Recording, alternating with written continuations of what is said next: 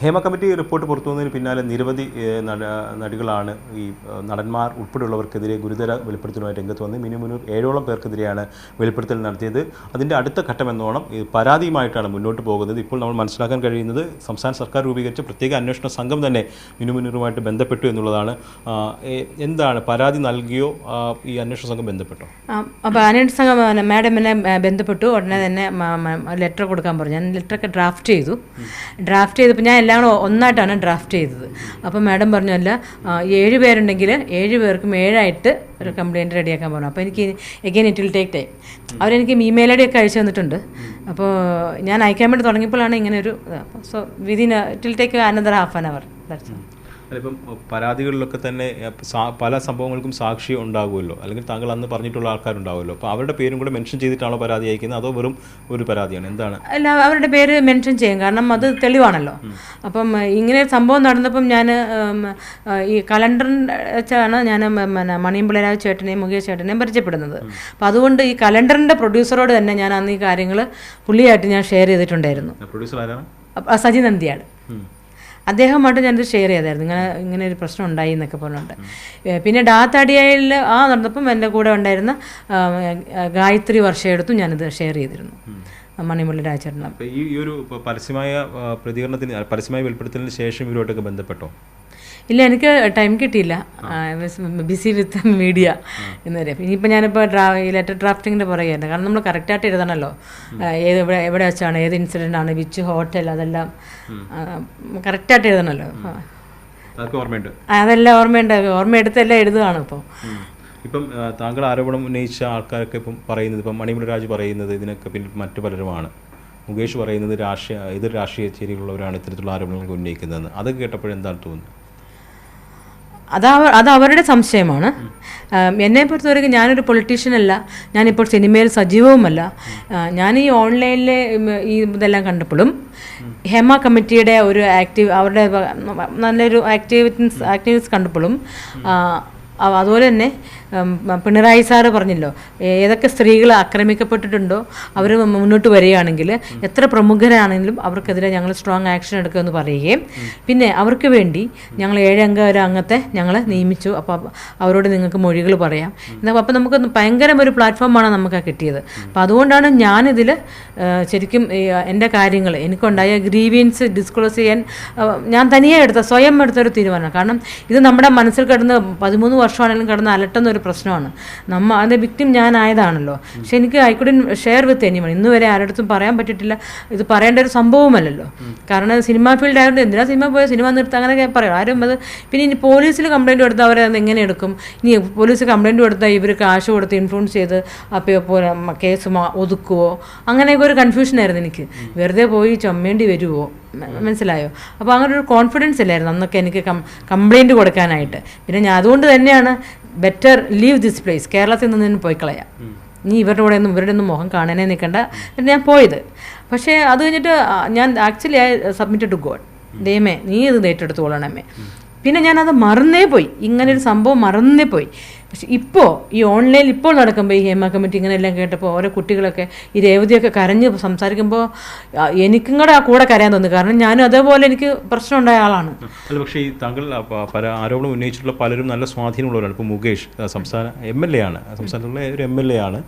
അദ്ദേഹം ഈ സിനിമാ നയരൂപീകരണ സമിതിയിൽ പോലും അംഗമായിരിക്കുകയാണ്. അപ്പോൾ ഇത്തരത്തിലുള്ള സ്വാധീനമുള്ള ആൾക്കാർക്കെതിരെ കൂടിയാണ്. അവരൊക്കെ ഈ അന്വേഷണ സംഘത്തെ സ്വാധീനിക്കുമെന്നോ അങ്ങനെ എന്തെങ്കിലുമൊക്കെ ഭയമുണ്ടോ? എന്നെ സംബന്ധിച്ച് ഞാനൊരു ദൈവവിശ്വാസിയാണ്. നീതിയുടെ കൂടെയാണ് ദൈവം ഉണ്ടാവുള്ളൂ. അപ്പം ആ ദൈവം നമ്മുടെ കൂടെ ഉള്ളപ്പോൾ നമ്മൾ എന്ത് പുല്ല് പേടിക്കാൻ, അത്രയേ ഉള്ളൂ. എനിക്ക് ഒന്നിനെക്കുറിച്ചും പേടിയില്ല. ദൈവം നമ്മുടെ കൂടെ ഉണ്ടെങ്കിൽ നമ്മൾ ഒന്നിനെക്കുറിച്ചും പേടിക്കേണ്ട ആവശ്യമില്ല. ദൈവം നീതിയുടെ കൂടെയും ന്യായത്തിൻ്റെ കൂടെയും സത്യത്തിൻ്റെ കൂടെയും ഉണ്ടാവുള്ളൂ. അതുകൊണ്ട് സത്യം ജയിക്കുക തന്നെ ചെയ്യും. ദൈവവിശ്വാസം മാത്രമാണ് ബലമാണ്, തീർച്ചയായിട്ടും. പക്ഷേ അതിനപ്പുറത്തേക്ക് ഹേമ കമ്മിറ്റി റിപ്പോർട്ട് വന്നതും ഇത്തരത്തിലുള്ള സ്ത്രീകൾ ഈ ദുരിത നേരിട്ട അല്ലെങ്കിൽ ലൈംഗിക അതിക്രമം നേരിട്ട സ്ത്രീകൾ തുറന്നു പറയാൻ തയ്യാറായതും കൂടിയല്ലേ ഇത്തരത്തിലൊരു സാഹചര്യം താങ്കൾക്ക് ഒരുക്കി തന്നത്? അത് തീർച്ചയായിട്ടും അത് തന്നെയാണ് പ്ലാറ്റ്ഫോം. ഞാൻ പറഞ്ഞു കഴിഞ്ഞു, ഇവരുടെ ഒരു ധൈര്യമായിട്ടുള്ളൊരു ഇടപെടലും അവർ ഫോർവേഡ് മുൻപോട്ട് വരികയും ചെയ്താണ് പ്ലാറ്റ്ഫോമാണ്. ഇപ്പം ഞാൻ പറഞ്ഞത് എനിക്ക് പേടി, ഇപ്പം പറഞ്ഞല്ലോ MLA വലിയൊരു MLA ആണ്, പേടിയില്ലേന്ന് ചോദിച്ചതിൻ്റെ മറുപടിയാണ് ഞാൻ പറഞ്ഞത്. പേടിയില്ല, ദൈവം സത്യത്തിൻ്റെയും നീതിയുടെയും കൂടെ ആയതുകൊണ്ട് ദൈവം നമ്മുടെ കൂടെ ഉണ്ടെങ്കിൽ എനിക്ക് ആരെയും പേടിയില്ല. കാരണം നമ്മളൊരു തെറ്റ് ചെയ്താൽ നമ്മൾ വിറക്കേണ്ട ആവശ്യമുള്ളൂ. ഒരു കള്ളം പറയുകയാണെങ്കിൽ തീർച്ചയായിട്ടും നമ്മളൊരു വ്യക്തിയെ, ഏതൊരു വ്യക്തി ആയിക്കോട്ടെ, അവരുടെ അഭിമാനത്തിന് കളങ്കപ്പെടുത്തുന്ന ഒരു ചെയ്താൽ തീർച്ചയായിട്ടും ഞാൻ ദൈവഭയമുള്ള ആളാണ്, നമുക്ക് പണി കിട്ടും. ഈ ഇത്രയും വെളിപ്പെടുത്തൽ താങ്കൾ നടത്തിയതിന് ശേഷം എങ്ങനെയാണ് പ്രതികരണം? എങ്ങനെയാണ് കുടുംബത്തിൽ നിന്നായാലും സുഹൃത്തുക്കളിൽ നിന്നായാലും എങ്ങനെയാണ് അവരുടെ പ്രതികരണം എങ്ങനെയാണ്? എല്ലാവരും സപ്പോർട്ടാണ്, എല്ലാവരും അപ്രീഷിയേറ്റ് ചെയ്യുക ചെയ്തത്. ഈവൻ എൻ്റെ മോള് പോലും ലണ്ടനിൽ നിന്ന് വിളിച്ചു, ആദ്യം മമ്മി ഇതെന്തോ കേൾക്കുന്നത്, ഇതൊക്കെ വാട്ട് ഈസ് ദിസ് എന്നൊക്കെ ചോദിച്ചു. അപ്പോൾ ഞാൻ പിന്നെ മോളെ ഇങ്ങനെയൊക്കെ സാപ്പൻഡ് so I have to react no. അപ്പോൾ അതിന് കൂടുതൽ പിള്ളേരൊക്കെ നമ്മൾ സപ്പോർട്ട് ചെയ്യുകയാണ് ചെയ്തത്. കൂടെ നിൽക്കുന്നുണ്ട്, കൂടെ നിൽക്കുകയാണല്ലേ, അതാണ് ധൈര്യം. അപ്പോൾ അവർ ഒരു proceed mummy, you proceed, we are there എന്നങ്ങനെ പറഞ്ഞിട്ടുണ്ട്. പിന്നെ റിലേറ്റീവ്സൊക്കെ വിളിച്ചു, ഇങ്ങനെയൊക്കെ നടന്നിരുന്നോ, ഇത്രയൊക്കെ നടന്നിട്ട് എന്താ ആരോടൊന്നും മിണ്ടാണ്ടിരുന്നത്, അങ്ങനെയൊക്കെ റിലേറ്റീവ്സൊക്കെ വിളിച്ച് ചോദിച്ചു. പണ്ടൊക്കെ കാണാനൊക്കെ ആയിട്ട് വരുന്നുണ്ട്. They all felt bad. ഞാനൊക്കെ ഇങ്ങനെ ഒരു ഇതിൽ കൂടെ ട്രോമയിൽ കൂടി പോയത് ഓർത്തിട്ടേ സിനിമാ മേഖല സുഹൃത്തുക്കൾ അവരെല്ലാവരും വന്നിട്ട് they all are കൺഗ്രാജുലേറ്റിംഗ് me, that's all. ഇങ്ങനെ തന്നെ നിൽക്കണം, ഇപ്പോൾ പറഞ്ഞ കറക്റ്റുള്ള അഭിനന്ദനങ്ങൾ, അങ്ങനെയൊക്കെ ഒരുപാട് അഭിനന്ദനങ്ങളാണ് എനിക്ക് വരുന്നത്. ഒറ്റയ്ക്കല്ലെന്നുള്ളൊരു തോന്നൽ വന്നു. ഒറ്റയ്ക്ക് എല്ലാവരും കൂടെ ഉണ്ട്. ഇതിൽ ഒരു എനിക്കെതിരായിട്ട് ഇന്ന് ഈ സമയം വരെ ആരും എന്നോട് സംസാരിച്ചില്ല, മോശമായി പോയെന്നോ വേണ്ടായിരുന്നു നിന്ന് ഈ സമയം വരെ ആരും പറഞ്ഞിട്ടില്ല. എല്ലാവരും വാട്ട് യു ഡിഡ് ഒന്ന് നേരിട്ട് വന്ന് കൺഗ്രാജുലേറ്റ് ചെയ്യണമെന്നുണ്ട്, അങ്ങനെയൊക്കെ ഓരോരുത്തരൊക്കെ പറഞ്ഞത്. ഈ വെളിപ്പെടുത്തൽ നടത്തിയ സ്ത്രീകൾക്കെതിരെ സോഷ്യൽ മീഡിയയിൽ അറ്റാക്ക് നടക്കുന്നുണ്ട്, അതൊന്നും ശ്രദ്ധയിൽപ്പെട്ടില്ല, അതോ എങ്ങനെയാണ് അതിനെ എങ്ങനെ കൈകാര്യം ചെയ്യുന്നത്? അതിനെ കുറിച്ച് വെച്ചാൽ ഈ സോഷ്യൽ മീഡിയയുടെ കമൻസ് എന്ന് വെച്ചാൽ പല ആൾക്കാരും കുടുംബത്തിൽ പിറന്നവരൊന്നും ആരും ഇങ്ങനത്തെ കാര്യത്തിലൊന്നും സത്യം അറിയാതെ വെറുതെ ഇടപെടത്തില്ല. കുടുംബത്തിൽ പിറന്നവർ എഡ്യൂക്കേറ്റഡ് ആൾക്കാരൊക്കെ. പിന്നെ ആരാണ് ഇതിനൊക്കെ റിയാക്ട് ചെയ്യുന്നത്? ആരാണ്? ഈ പറഞ്ഞ എതിർകക്ഷിയുടെ ആൾക്കാർ തന്നെ ഫേക്ക് പ്രൊഫൈൽ ഉണ്ടാക്കിയിട്ട് അവർ ചുമ്മാ തെറി പറയാനായിട്ട്, ഇപ്പോൾ ഫാൻസ് ഒക്കെ ഉണ്ടാക്കിയുള്ളൂ, തെറി പറയാനായിട്ട് കുറേ ആൾക്കാരെ ഇങ്ങനെ കാശ് കൊടുത്ത് അവരൊക്കെയാണ് ഈ ചുമ്മാ ഈ ചീത്തയൊക്കെ പറയുന്നത്. സോ അങ്ങനെ ഫേക്ക് പ്രൊഫൈലിൽ എന്ത് കമൻസ് ഇടും? ഞാൻ ശരിക്കും ആക്ച്വലി എനിക്ക് കമൻസ് വായിക്കാൻ അന്നും ഇപ്പോൾ ഈ കംപ്ലൈൻറ്റ് കൊടുക്കുന്നതിന് മുമ്പും ഞാൻ കമൻസ് അങ്ങനെ വായിക്കാറില്ല. നല്ലതാണെങ്കിലും ചീത്തയാണെങ്കിലും എനിക്ക് ടൈമില്ല അതിനുവേണ്ടി. കാരണം ആരായത് കിടന്നെന്ന് എനിക്ക് അറിയില്ല. നേരിട്ട് ആരെങ്കിലും സംസാരിക്കുകയാണെങ്കിൽ എനിക്കിഷ്ടമാണ്. പിന്നെ ഈ എന്ത് കമൻറ്റ്, ബാഡ് കമൻറ്റ്സ് ആണെങ്കിലും പറഞ്ഞോട്ടെ, അത് സോഷ്യൽ മീഡിയയിൽ കിടക്കും. എൻ്റെ രോമത്ത് മുട്ടുന്നുണ്ടോ? എനിക്കൊന്നും പറ്റുന്നില്ല. നേരിട്ട് സപ്പോർട്ട് ചെയ്യാണ്. അതുകൊണ്ട് എന്ത് വന്നാലും എനിക്ക് I don't bother about that. ഇപ്പോൾ ഒരു എക്സാമ്പിൾ പറഞ്ഞോട്ടെ, ഇപ്പോൾ നമ്മളൊരു ട്രെയിൻ ഓടിക്കുക, ഞാൻ ട്രെയിൻ ഡ്രൈവറാണ്, എൻ്റെ ഡെസ്റ്റിനേഷൻ ചെന്നൈയാണ്.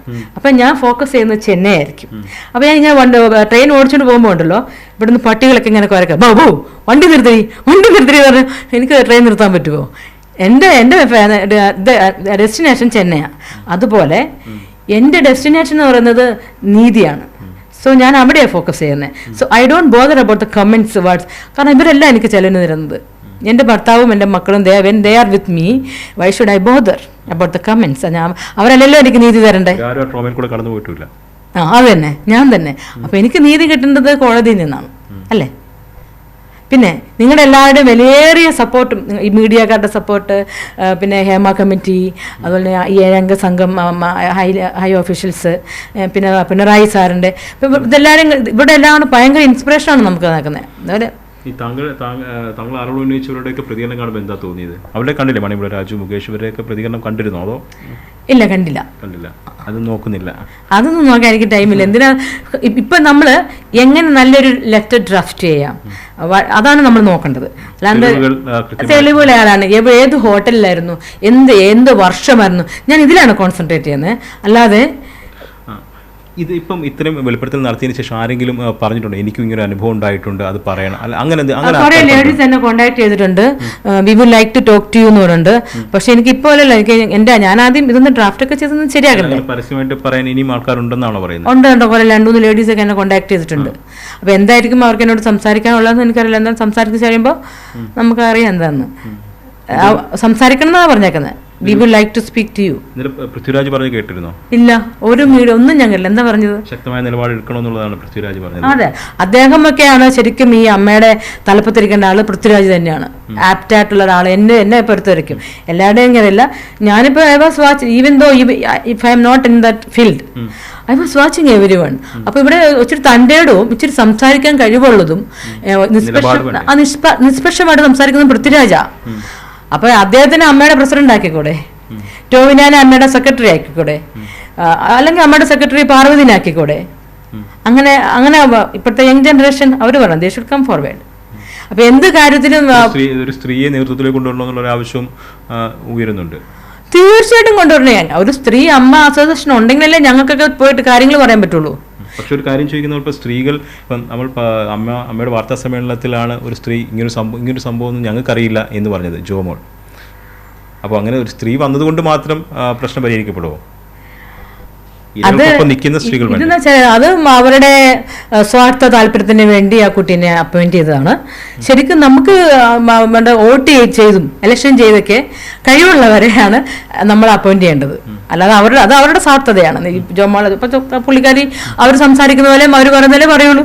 അങ്ങനെയുള്ള ഒരാളാണ് അവർക്ക് ആവശ്യം. സ്ത്രീകൾ വരണമെന്ന് പറയുമ്പോൾ നിലപാടുള്ള സ്ത്രീകളും കൂടെ തീർച്ചയായിട്ടും അങ്ങനെയുള്ള സ്ത്രീകൾ മാത്രമേ പറ്റുള്ളൂ.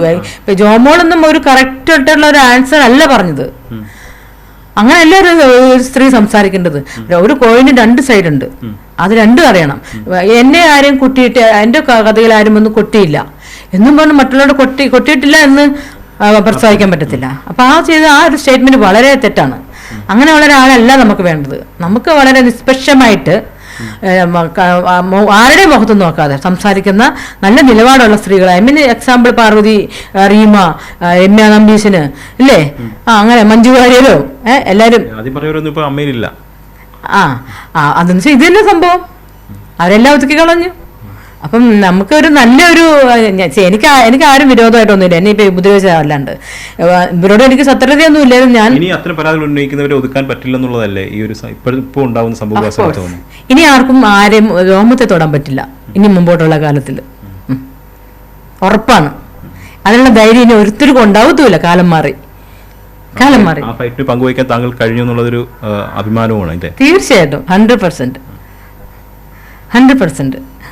തീർച്ചയായിട്ടും വളരെ ആത്മവിശ്വാസത്തോടെയാണ് മിനു മുന്നിൽ കാര്യങ്ങൾ പറയുന്നത്. ഇനി പരാതിയുമായിട്ട് വരും ആരോപണങ്ങളല്ല, അത് പരാതിയായിട്ട് തന്നെ അന്വേഷണ സംഘത്തിന് മുന്നിലേക്ക് പോകും. അതും ഈ സമയമെടുത്ത് തന്നെ വെറുതെ ഒരു കത്തെഴുതി കൊടുക്കുക അല്ലെങ്കിൽ പരാതി എഴുതി കൊടുക്കുക അല്ല, കൃത്യമായിട്ട് തെളിവുകൾ എവിടെ, എന്ന്, എപ്പോൾ, എവിടെ വെച്ച് സംഭവിച്ചു, സമയം, സ്ഥലം എല്ലാം ഓർത്തെടുത്തുകൊണ്ട് എഴുതുകയാണ്. ഇനി സ്ത്രീകൾക്ക് നേരെ സിനിമാ മേഖലയിൽ ഇത്തരത്തിലുള്ള അതിക്രമങ്ങൾ ഉണ്ടാകരുത്. അതിനു വേണ്ടിയിട്ടുള്ള ഫൈറ്റിൽ തൻ്റെ ഒരു പങ്ക് വഹിക്കാൻ കഴിയുന്നു എന്നുള്ളതിൻ്റെ ഒരു അഭിമാനവും കൂടി ഇപ്പോൾ മിനു മുന്നിൽ പങ്കുവെക്കുകയാണ്.